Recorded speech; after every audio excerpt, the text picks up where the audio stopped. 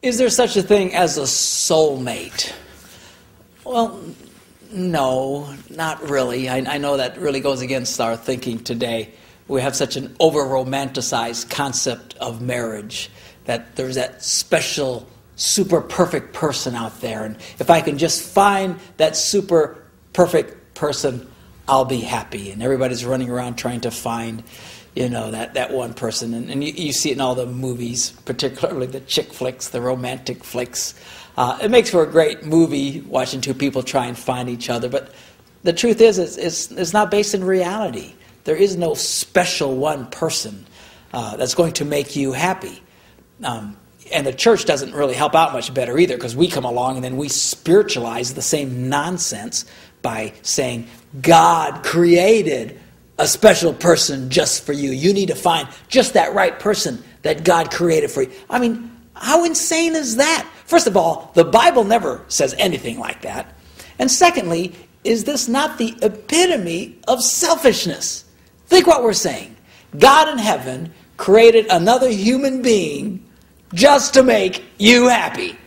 I mean, if that is not the epitome of selfishness, I don't know what is. God didn't make someone else just for you. That's ludicrous. What is the key to a successful relationship? It's not about finding the right person. A successful relationship is based on two people doing the right things. And if you'll do the right things, you'll succeed. It's that simple. If you don't, you'll fail. And that's just equally as simple. The reason why people are struggling so hard today is not because they haven't found the right person. It's because they're doing all the wrong things. So I think the whole emphasis of trying to find that special cosmic person is a big mistake. That's not to say that single people shouldn't be thoughtful in the process. You want to find a good person. I mean, don't marry an idiot. People do that all the time, particularly women who think, well, I can change him. Don't think like that. If it acts like a skunk, it walks like a skunk, and it smells like a skunk, it's a skunk. Move on. Don't marry obvious people that are nothing but problems in your life. So be as thoughtful as you can, but don't get caught up in this idea of it has to be that one special person today. It's just not good thinking. It's certainly not biblically sound, and it doesn't even make common sense. Find a good person. If you'll do the right things, virtually any two people in the world can succeed. That's the power of principles like love and patience and long-suffering, which means to suffer a long time, of forgiveness. All that stuff, those principles are so powerful that they'll work in virtually any relationship if people will implement them. But they're not doing it today. They're ignoring these principles, hoping that it should just be automatic and easy if I find the right person. So they're out there chasing, trying to find the right person, thinking that, I've finally found the right one, and then they get married, and then they're miserable. And they'll come to someone like me and say, Pastor, I made a mistake. I said, no, you're making a mistake if you're thinking that way. It's not about that. The reason people are expecting marriage to be easy is because of this ridiculous thinking of a soulmate. The concept is, if you'll find the right person, then it's easy. Then they'll automatically know what you need in life, and you'll be on the same cosmic wavelength, meeting each other's needs, which is just ridiculous. If you want someone to meet your needs, you need to communicate those needs to someone. Don't sit around thinking, gee, if he really loved me, I wouldn't have to tell him. Of course you have to tell him. Nobody can tell. Nobody's walking around with ESP in their brains, particularly men. Unless you happen to be married to a really, really sensitive person, they're not going to know. And there's even people who are real sensitive who still miss stuff. I mean, marriage is hard. It's always been hard. And the Bible is clear about it. It's not like the Bible's holding out on us. In my seminar, I read those 2 verses of the scripture where it says, it's good for a man not to get married. And then he goes on and says, because those who marry will have trouble in this life. That's the Bible's take on it. No one said that it was going to be easy. In fact, it's very clear. It's hard. It can be difficult. Now, the alternative is what? Being single all your life? It's not like that's a picnic. The truth is, life is hard, period. All of life is hard. People today who are trying to expect life to be easy don't get it. and they struggle in life. Not only do they expect their marriages to be easy, they expect raising their kids to be easy. There's a crazy concept. They think their jobs should be easy, that all their relationships with everyone in their life should be easy, going to church should be easy, everyone should always be nice to them. You know, it's all based on some form of selfishness at some level. Life is not easy. It's never been easy. But if you want to succeed, it's worth the work. If you want to get paid, you have to do the work. If you'll do the work, you'll get paid. You can't just walk into a company at random up to the payroll office and say, I'd like a check. Well, no, you didn't do anything. Yeah, but that's not love. I'm going to a Christian company. I mean, how crazy is this? This is the way people live. They expect payoff in life, payoff in their relationships, payoff with their kids, payoff with their families, payoff with their churches, but they don't want to really do anything. If you find the right church, the right people, all that should come naturally. It's nonsense. Is it okay to have expectations in marriage? Sure, that's only normal. That's natural. Nobody comes to the altar thinking, gee, I hope we'll have an average life. Nobody comes to the altar thinking, gee, I hope we fail. I mean, everybody comes with the highest of expectations, and that's fine. Just let them be realistic expectations. Don't let them be foolish expectations. Don't expect that this one man is going to meet all the emotional needs of your life. I mean, no man is wired for that. A lot of times I run into women who are so frustrated because their husband isn't their very best friend all the time, wanting to do everything with them. I mean, no one person is wired to do that, particularly your husband. You know, go out, have some girlfriends, have a life, get involved in church, get involved in other things. No one man is designed to meet all of your emotional needs. That would be unrealistic. Men do the same thing. You know, a lot of guys come into marriage thinking, well, this will be great. I get to have all the sex I want whenever I want it, you know. Hello? Not likely to happen. Again, that's an unrealistic expectation. Now, can you have an expectation of a great sex life? Well, of course. But, you know, everything just has to be based in reality. A lot of people's frustration is because they have such high expectations that are virtually impossible to be achieved in marriage. Marriage is not heaven, all right? When you die, then you get to go to heaven. We're still on earth, and there's imperfections, and there's struggles, and there's frustrations. Welcome to life. And it's not like God didn't warn us that it would be difficult. Life is difficult, but it's wonderful, and it's great. So just have the best of anticipation, the best of expectations, set the best of goals.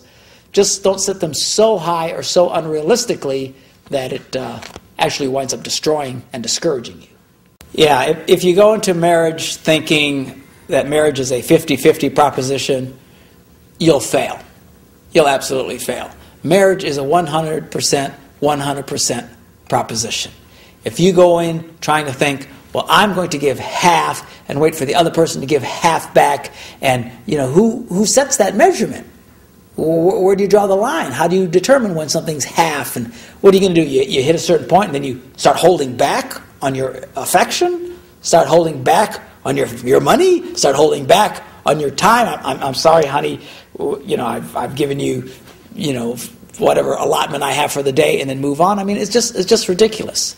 There's no such thing as a 50-50 deal. It's 100% both ways. Do I really have to talk to my spouse about things that do not interest me?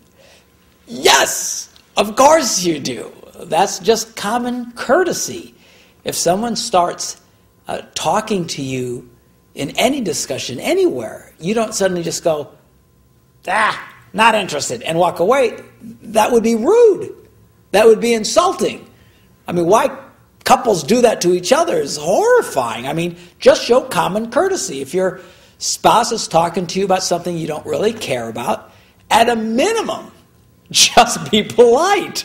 and respond. And, you know, now if at some point it becomes so horrifying, then I suppose you can say something. I'll do that to my wife. I mean, she frequently will discuss things with me that I could not possibly care less about. You know, something she saw at the store or this or that. Who cares? But saying, gee, who cares, is a formula for disaster. I try and be nice, and I try and be polite, and if it's something that continues on and on and on, I'll at some point just say, you know, please, I don't mean to be rude, but I'm not interested in what you're talking about. And then she'll slug me or something, and then we can still laugh about it and move on. But yeah, just show common courtesy.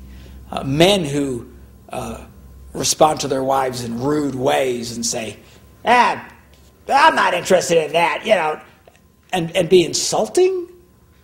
And then these are the same men who complain, I wonder how come I'm not getting any sex.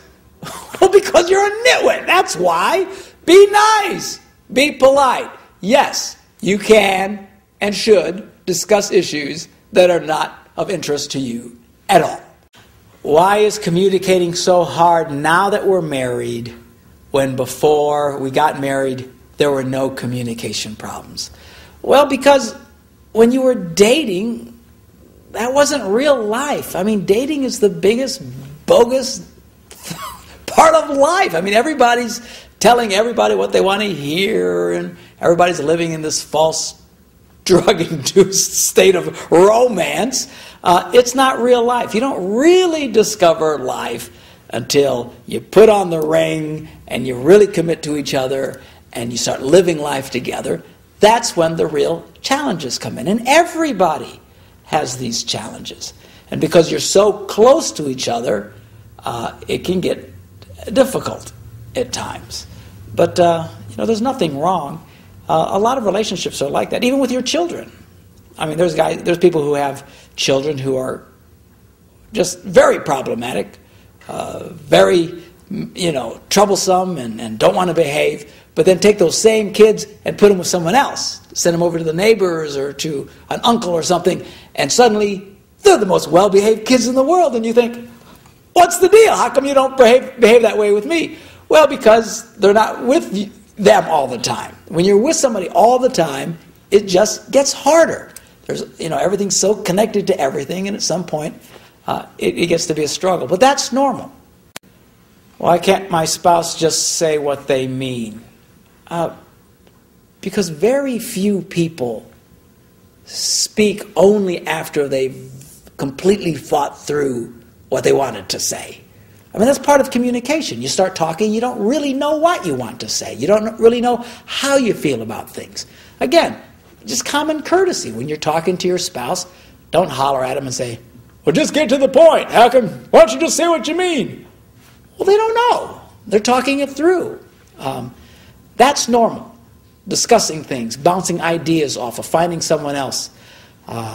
Even, you know, in my relationships around the office and in the church, I frequently have to bring someone in and just start talking it through, kicking ideas back and forth. What about this? What about that idea? What about that idea?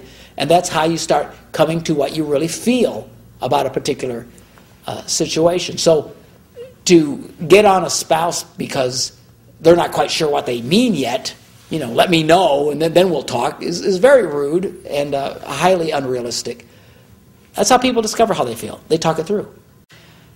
When I tell women that they need to take from a man, it's not like hold out your hand and take it like they're giving it to you. I mean, plunge your hand into their chest and rip out their heart. I mean, you've got to go get it. They're not going to give it to you.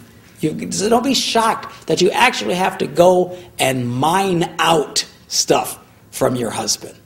Remember, women are givers, men, by and large, are takers. You want something from a guy, girls, you need to go get it. And when I share this in the seminars, I get more static from women, more defenses, more alarms go off in their heads.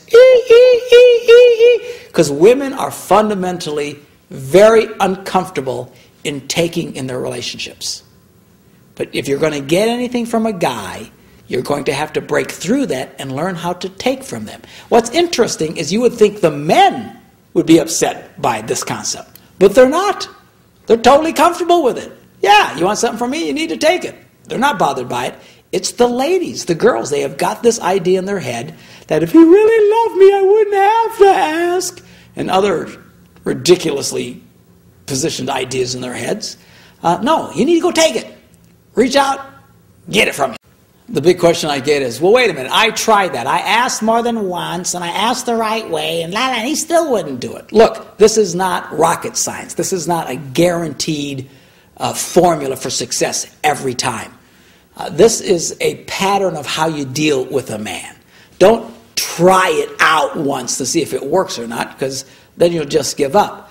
There might be times where you will ask the right way, ask bartering, ask more than once, and he still won't do it. If he still doesn't do it, well, for the love of God, just move on. You know, if he won't fix the toilet and you've asked half a dozen times and you asked the right way, and just call a plumber. Why destroy your marriage because you can't get him to do something? Well, because I think he should. Well, there's a lot of things in life that should, but they just don't always. So don't get freaked out and discouraged that even with my formulas, they're not absolutely foolproof. They're not all foolproof. I never said that they were. These are basic concepts and ideas on how to deal with men. Given your best effort sometimes, you either just need to go do it yourself or call somebody else.